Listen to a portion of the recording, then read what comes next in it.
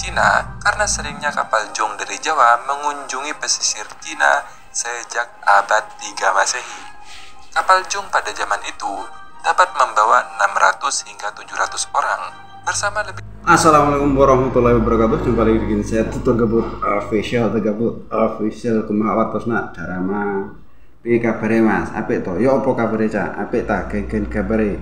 Apa runganan? Nu apa kare bahagia apa kabar? Bagaimana kabarnya? Semoga kesehatan dan kebahagiaan selalu menemani hidup Anda. Baik kawan, ucapkan terima kasih kepada Anda yang pertama kali menemukan video ini, yang baru pertama kali menemukan Tutur Gabut official. Jangan lupa nanti setelah nonton videonya di subscribe, kemudian nyalakan loncengnya agar ketika Tutur Gabut official, The Gabut official mengupload video baru, Anda mendapatkan notifikasinya. Tak lupa pula saya ucapkan terima kasih kepada Anda yang selama ini support Tutur Gabut ya. The Gabut official tidak ada apa-apanya tanpa support Anda. Tetap dukung Tutur Gabut official agar The Gabut official selalu semangat mengupload video-video trending saat ini dengan penyampaian yang berbeda. Baik kawan, sudah kita simak sekelumit potongan video tentang Jong Java ini, tapi ada sebuah video nantinya akan kita tonton. Ini jelas namanya Jong Java. Jong Java tentu dari Jawa tuh. Itu pemahamannya seperti itu ya. Tapi ada sebuah video dari seorang profesor yang mengatakan tentang Jong Melayu. Kita simak videonya dulu, jangan kemana-mana, baru nanti kita reaksi lagi. Maksudnya ialah Jong itu kalimah Melayu yang asal, yang kemudian digunakan oleh Cina. Cina membuat bahtera mereka berpandu kepada Jong Melayu. Sudah kita simak tentang Jong Melayu ya. Jong Java tapi disebut juga Jong Melayu. Kenapa bisa terjadi demikian? Kita akan membahas sejarah ini bukan dari segi etimologi atau arkeologi atau logi gitu, enggak ya. Kita tidak membahas sejarah ini dengan seperti itu, tidak dengan ilmu orang-orang pintar, tidak. Kita hanya dengan menggunakan logika saja dan kita belajar dari googling itu saja ya. Kita simak, kita kupas satu persatu mengapa bisa terjadi seperti itu. Sebenarnya bangsa dulu yang mendiami di Nusantara itu siapa itu? Bangsa Melayu atau bangsa Jawa yang disebut Jong Java tadi. Kenapa bisa terjadi seperti itu? Baik, kita akan menengok jauh ke belakang. Ini ceritanya, menengok jauh ke belakang tentang istilah-istilah ini yang di Nusantara itu sebenarnya dulu siapa. Karena kan kebiasaan orang Nusantara dulu itu jarang menulis kan. Jarang menulis karena menulis itu dianggap sebagai kebiasaan orang-orang yang spiritualnya tinggi, bisa dibilang sebagai pendeta gitu zaman dulu, atau tokoh agama lah yang boleh menulis seperti itu. Jadi tulisan-tulisan yang ada di Nusantara awal-awalnya ya nggak ada. Terus kita tahu berita-berita itu bagaimana, dari mana? Kebanyakan itu datang dari orang-orang seberang, orang Cina kan, kebanyakan seperti itu. Karena ada sebuah tulisan dari orang Cina 1279. Catatan itu berjudul Hal-hal aneh dari selatan. Ada sebuah pengalaman hal-hal aneh dari selatan kan, seperti itu. Dan zaman dulu kan belum ada kayak kita saat ini toh. Apa yang terjadi di belahan dunia lain langsung diketahui.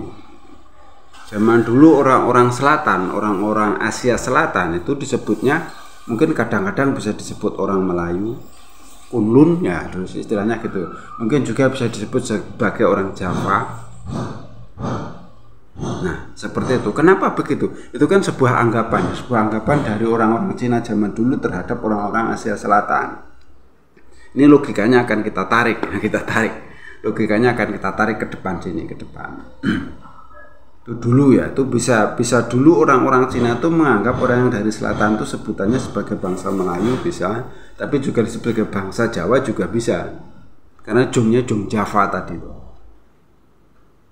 Itu kawan. Kemudian kita tarik ke sini setelah Arab ya, ada agama Islam. Orang-orang Nusantara yang belajar ke Arab itu dinisbahkan ke Bani Jawi. Nah, di sini dinisbahkan ke Bani Jawi. Kenapa bisa demikian? Karena pada waktu itu orang-orang Nusantara itu yang belajar ke Arab itu hidungnya pada pesek, dinisbahkan ke Bani Jawi. Jadi belum tentu yang ke sana tuh dulu orang Jawa, bukan. Orang Banjar, orang Aceh, orang Minangkabau. Itu disebutnya Bani Jawi. Buktinya apa? Di Melayu, di tanah Melayu itu kan ada yang istilahnya huruf Jawi itu, abjad Jawi. Abjad Jawi itu apa? Abjad Arab, tulisan Hijriyah, tapi dibacanya bunyinya Melayu. Kalau di Jawa itu namanya Arab Pegon. Dibacanya bisa bahasa Melayu, bisa bahasa Jawa, bisa bahasa Sunda gitu. Tapi tulisannya dengan huruf hijaiyah. Contohnya apa? Kalau di kita kan tidak ada di Arab itu tidak ada huruf ng. Nanti disimbolkan dengan ghain, itu titiknya 3 kan.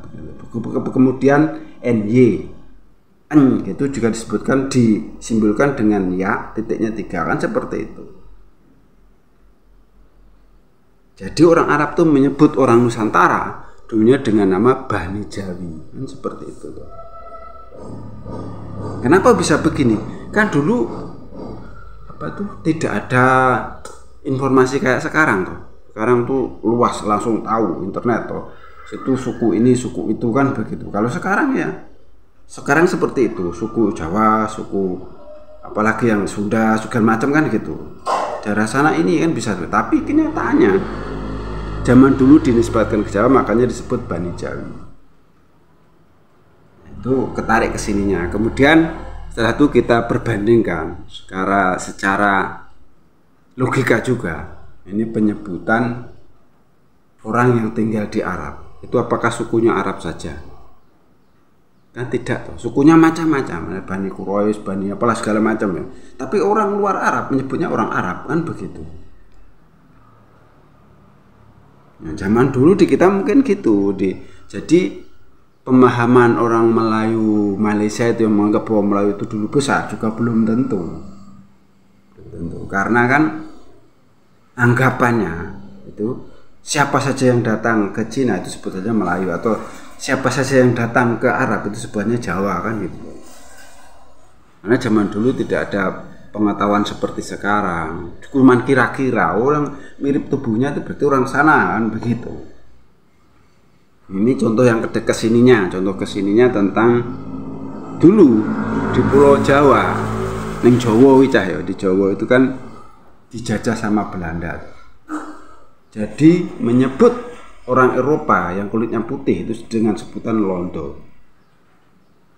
Itu. Meskipun setelah kita merdeka itu asal ada orang kulit putih ya disebutnya Londo. Mamanya kita ketemu di Borobudur ya.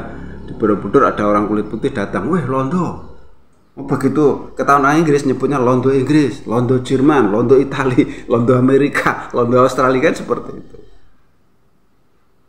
Seperti itu kawan. Jadi sebutan dulu yang disebut orang Nusantara itu bisa disebut Jawa, semuanya bisa disebut juga Melayu dengan nisbat-nisbat seperti itu tadi. Karena kan dulu belum secerah sekarang tuh ilmu pengetahuan.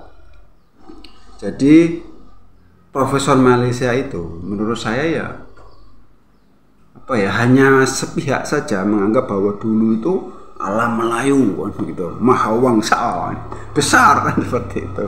Padahal dari Arab disebutnya Bani Jawi. Bagaimana kalau begitu? Itu kan jadi sebenarnya dulu ya intinya di kita itu namanya Nusantara. Seperti itu.